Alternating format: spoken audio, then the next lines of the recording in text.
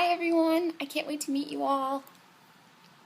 Before we look further into the Sodom and Gomorrah story, it's important to understand that God intended to destroy the city before the events in Genesis 19 occurred.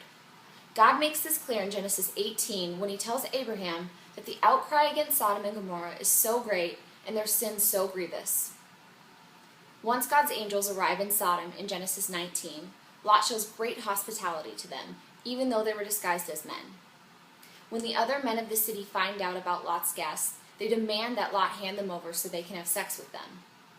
Lot offers his daughter to them instead and pleads with the men not to do anything to his guests, because they have come under the protection of my roof, he says. We must note that he does not say, do not do anything to them because they are of the same sex, and same-sex acts are wrong. He says not to do anything to them because they are his guests.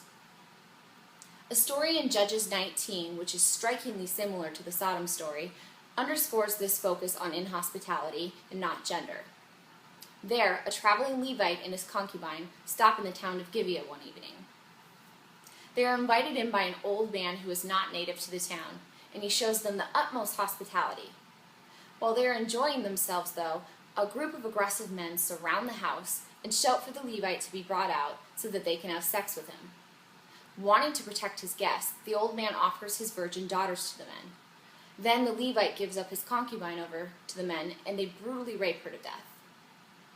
There is no more or less of a homosexual aspect in this story from Judges than there is in the Sodom and Gomorrah story.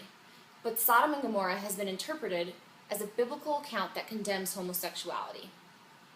What needs to be understood in both of these passages is that the raping of the outsider doesn't have anything to do with same-sex attraction or sexual orientation. Gender isn't the primary issue here. The men in both Genesis and Judges wanted to show the dominance not only over the traveling visitors, but also over Lot and the old man, who were both not native to the towns. Taking their guests and raping them was a way to demonstrate power and authority.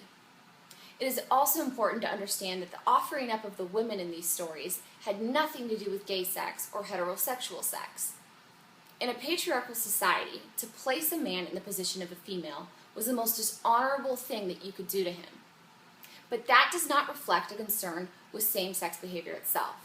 Instead, it reflects a cultural and unchristian concern with maintaining the dominance of men over women. Out of all the mentions of Sodom and Gomorrah in the rest of Scripture, not one associates the city's destruction with homosexuality. In Ezekiel 16:49, the sinfulness of Sodom and Gomorrah is said to be pride, fullness of food, and abundance of idleness, and not strengthening the hand of the poor and needy.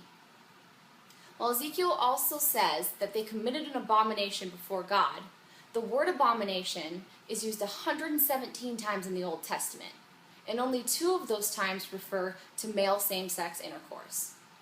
In Ezekiel, it more likely refers to idolatrous practices, as that is how Ezekiel primarily used the abomination word himself.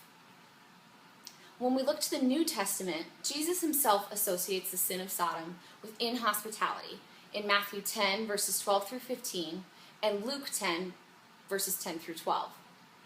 In Jude 7, we find a reference to the city's sexual immorality, and it is sometimes argued that this is a condemnation of homosexuality. But the Greek phrase used in Jude literally means different or other flesh, referring to the fact that the men of Sodom tried to rape men who were actually angels. If you're looking for a reason to condemn gay relationships, you're going to have to look further than the Sodom and Gomorrah account.